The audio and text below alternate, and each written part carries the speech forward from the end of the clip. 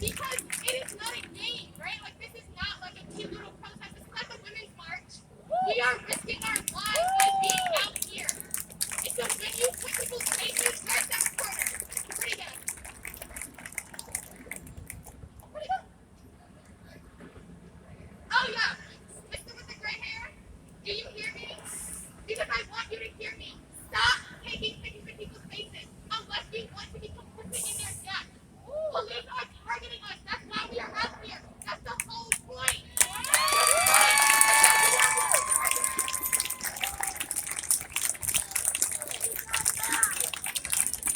And lastly, just to like shout out what I do, if you want to follow my like anti-racism education, it's learning with Lennox with 2 N's on Instagram. That's like where my friends reporting. And again, show up, show out, and don't be fucking silent.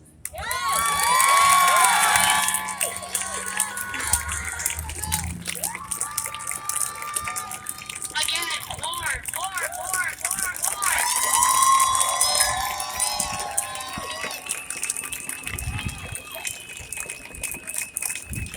Again, thank you all. The next speaker is gonna be Saskia. Where you at, Saskia?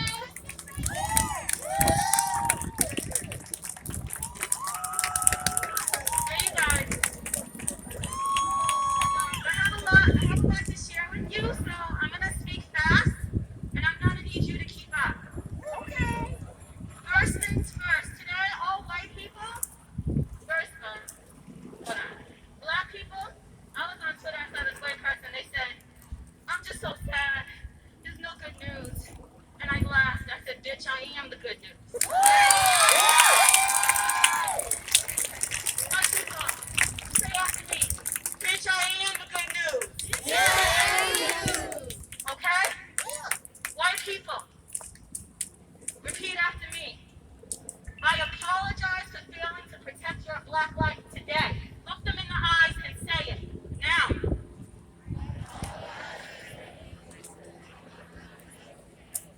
Black people, do you accept that apology? No. They don't believe you. You didn't say it with your chest. Black people, I apologize for failing to protect your black life today.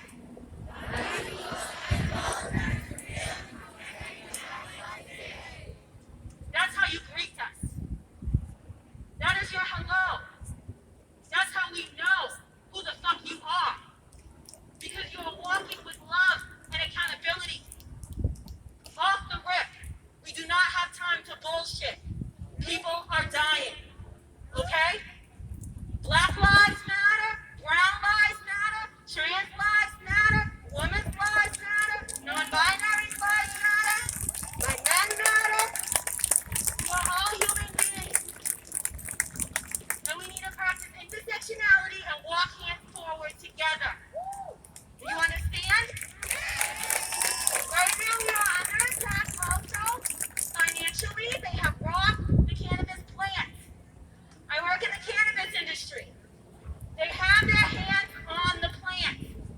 The shit that's coming out of the dispensaries is moldy. It is no good. They'll dip it in peroxide and cleanse it and pass it out so it passes tests. You have to stop and resist. You have to realize what's going on around you. Not only that, but when 94G was passed, it's supposed to go to 5 areas. One bucket area is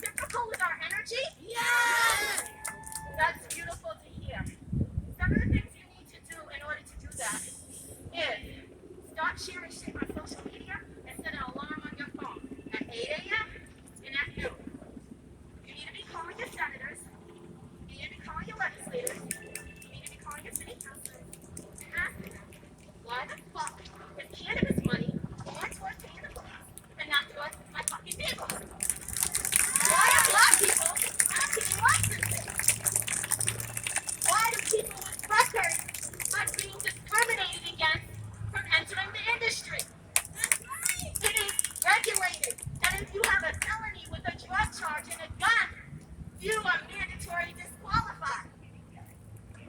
Bullshit! Exactly what it is. And they made it a $10 million startup game. We're not playing these games. I work at Massachusetts Recreational Consumer Council. I need all of you guys to pay attention because I don't have just Boston. I have Rockland. I have Wareham. I have Pittsfield. I got the Berkshires. I have to go all over you guys. Every black life matters. We have to work together. Okay? Please follow us. We're on Facebook and on Instagram. If you're willing to volunteer, please assist. As you can see, not a lot of motherfuckers know what the fuck is going on. But I follow the paper and I follow the trail. And this is what the fuck is going on. They're robbing us and that shit stops today. Thank you.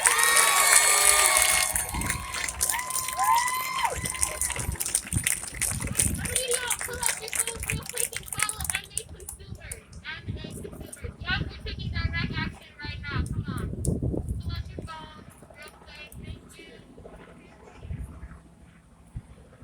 Good. MA Consumers. We're writing in your notes. And y'all can do it.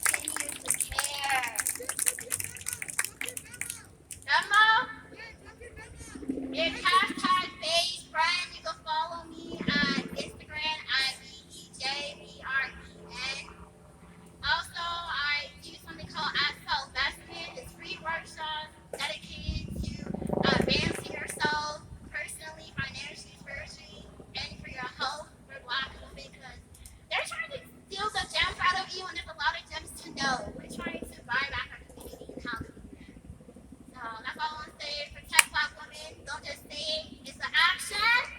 It's a verb.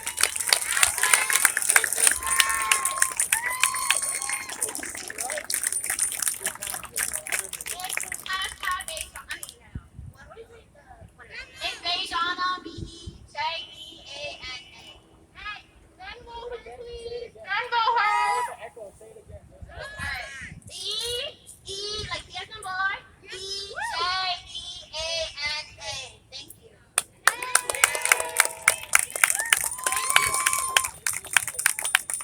Y'all, can you send her hearts, please? Send her hearts. Hey. Thank y'all. Alright. So I'm going to transition to Zolka real quick.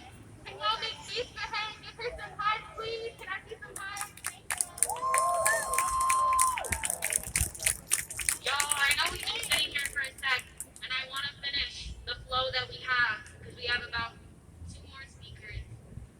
But I also want to bring attention to safety one more time, because there are actively people in this space right now who do not want to keep us safe, who don't want to keep us safe. Black women, Black non-binary folks, and Black femmes.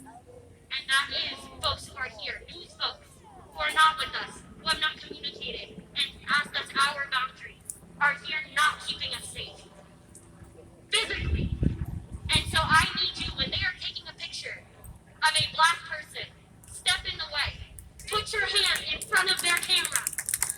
Know everybody here is getting home safe. And that's why I'm emotional, because this is how they do that shit. And I'm not even joking. They get a picture of somebody with just the mask off, just enough, and that's what they do. And that's what they do because they're not for us. This is white media. That's media that serves white supremacy. That is not for us. They are not telling us. They're calling us losers. They're calling us criminals. And they always have. And that's not who I know is protecting me. And I know the people that are protecting me in this space.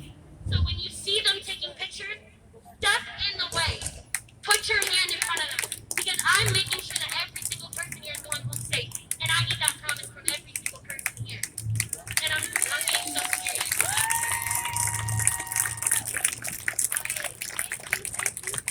I just want to thank all the people that have put their bodies on the line when Black people are being abused or not safe. Thank you so much, especially for when this happens to them with the media guys. The next person is going to be Sophie. Can you give it up for Sophie?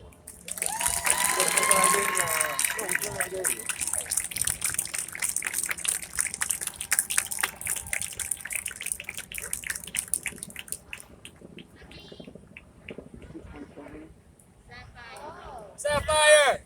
Let's go! That's right!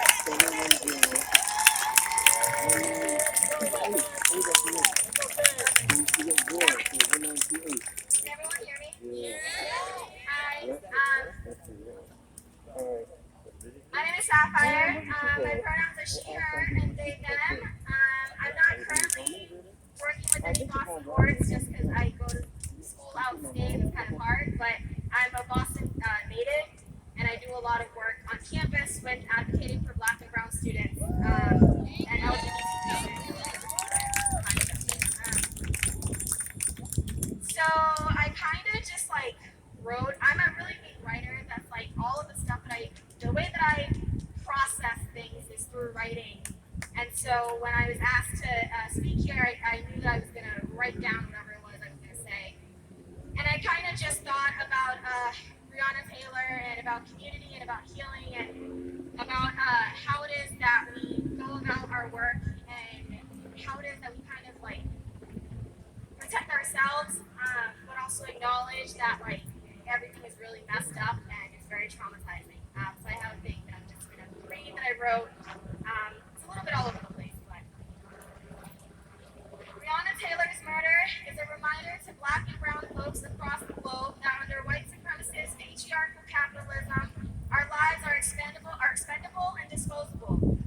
Her murder is a reminder to Black women, femmes, non-binary, and gender non-conforming folks in particular that we are at considerably greater risk of experiencing violence from the state, violence from strangers, violence from community members, violence from loved ones.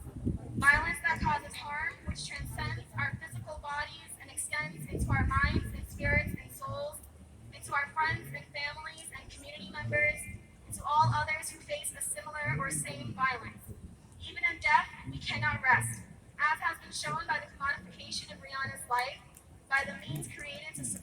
spread awareness by the absence of her name being shouted at the thousands of protests that have occurred since May, and most recently by the state's actions. BreonnaTaylor should be alive today. She should be thriving, living her life as she wishes. She should be surrounded by and filled with love and care and support and light. She should be dreaming large and boundlessly. She should feel safe and happy and at peace. She should have been able to simply sleep in her bed and get a good night's rest and wake up refreshed and alive and well. Breonna's murder is a reminder of how far we still have to go. Her murder is a reminder that we have yet to reach liberation, that we still have so much work to do. We cannot keep existing like this. We cannot keep existing in fear and terror, anxiety and worry, wondering who will lose next and if it will be ourselves or a loved one. I urge you all to look deep within yourselves and your communities. How are you connected with others? How are you holding space for each other? How are you ensuring that those that are most vulnerable, those like Breonna, are centered in your fights so that no one is forgotten and everyone is liberated? Because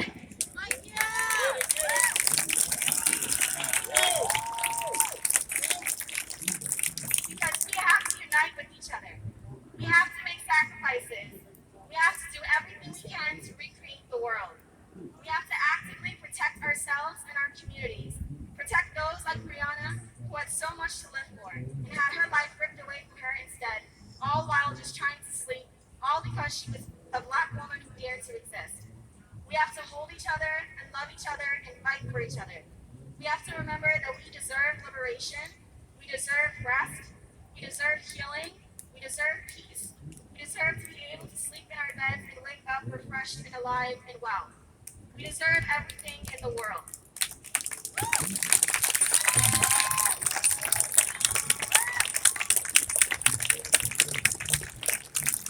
This life is brutal and traumatizing and heartbreaking, and the way out is through our collective commitment to ourselves and to our communities.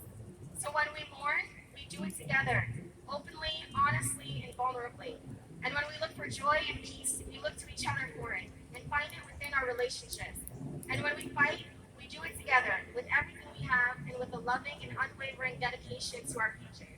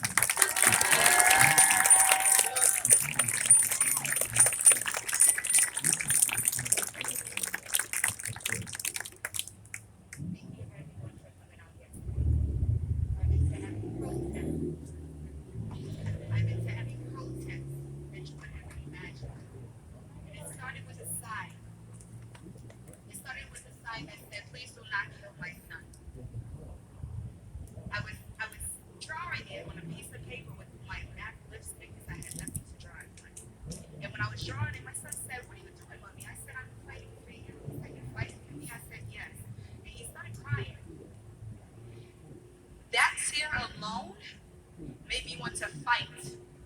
You understand? I have a Black son that fits the description. I have 3 kids. I have 2 light-skinned girls. They have a better chance than my son do. You understand? My son fits the description. My son just want to live. I want him to live. You understand? I want him to live. And I appreciate everybody out here for coming here and supporting Breonna because she was in her own bed and I am a mother. I'll be damned if somebody come to my house and try to kill me. Who's going to protect us? You understand? So I thank you guys because without you guys, without a fucking voice, if we do not stand up today for nothing, we fell for nothing. If we don't stand for everything, we fall for nothing. And I appreciate you guys. My name is Ella Divine. Please follow me. Please support the church on $25. All right? Even if you don't have a son, father. I'm pretty sure you guys are somebody's son. Help me fight too. Help me fight for Breonna, and I think you guys again.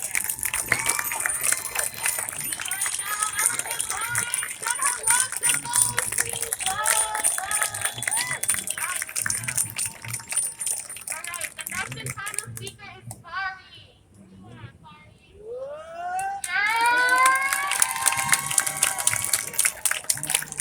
You want to know what real evolution looks like? When the next time we do this march, the black men will have a whole ring around here listening with us. Can y'all hear me out there? Y'all hear me for real though? So it would just be a beautiful thing. Like, I would love one day to get to a place in space where not only black women are working arm in arm trying to protect black men from being killed from police, from being killed by violence, by being destroyed by everything society is in.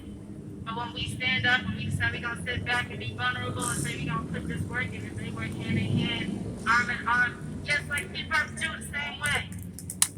There's a difference between toxic masculinity and divine masculinity. This is right out here. Oh, I got mad vibrations. Like, you hear it all behind me. I know I'm speaking a little bit, but I just want to say this all to say is there's no justice yet. There's just us. Alright? Same thing we've been hearing. Cliche statement. But the thing is, we've been conditioned to stay separate. That's why when black women are speaking, we're talking about, I just can't stand niggas because niggas is always doing this and they never listen to me and they all angry. This is just a conversation with black people real quick. I'm just saying that real quick. And the same thing with black men. They loud, they angry, they all talking about this. We want to be protected, they want to be protected for us and all of that. But the thing is, since we're all evolving, I'm evolving just like he is. So I'm going to say from this point on, as black people, we ain't gonna say no negativity about nobody from here on out. It's nation building now forever. It's just a nation building, and just so you know, it's not racism, it's not classism, it's not racism and classism and elitism at the basis of everything. Alright? Now, I just want to say that with real love, real respect statement. Hey yo! Love and light to you, keep the peace, bro. I'm God. Thank you. Alright, I'm gonna say a poem real quick. I can't be shut, motherfuckers. I ain't shut aside. My God. Alright, so I wrote this based off of the energy of what I learned from my second grade teacher. Alright? Called Gumbo Pie. So my second grade teacher, Mrs. Flynn, took the time to teach her 7-year-old the way America is versus what it should be into perspective. She said that America says that it is a melting pot, where once you come here, if you mold your mindset to the American way, maybe you'll make it. Fake as if change isn't hard to take. Remember your hard R's when you speak for the sake of assimilate. I mean, Americans everywhere. Assimilation. American-made mindset that tells those who want to make America, make the American way for their world, that if they straighten those curls, cut that hair, make Americans feel safe again, and they will feel the thrills of breathing American air. But then they explain how America should be. And what it really is a stew pot, you see.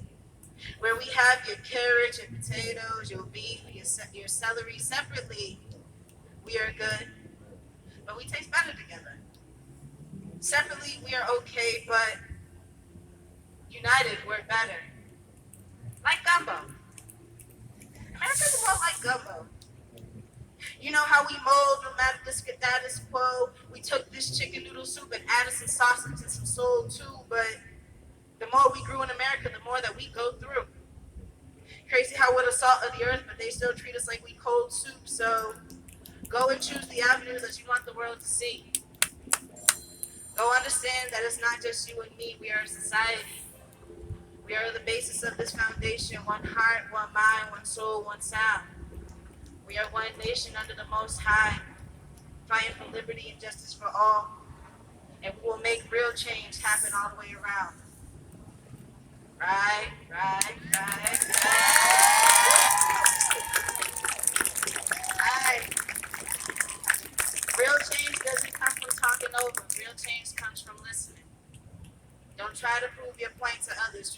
understand theirs, so we find a common consensus.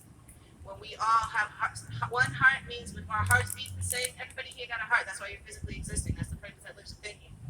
Then we all have the ability to share the same mind, think about what's happening, and actually realize that if we think the same and our hearts beat the same, I'm able to feel for you. I'm able to have that empathy. I'm able to build equity for you. And then from that point, when we are connected as a soul, if we're all connected as a soul, like we all are here, because y'all are sitting out in the middle of the street right now, rocking with us.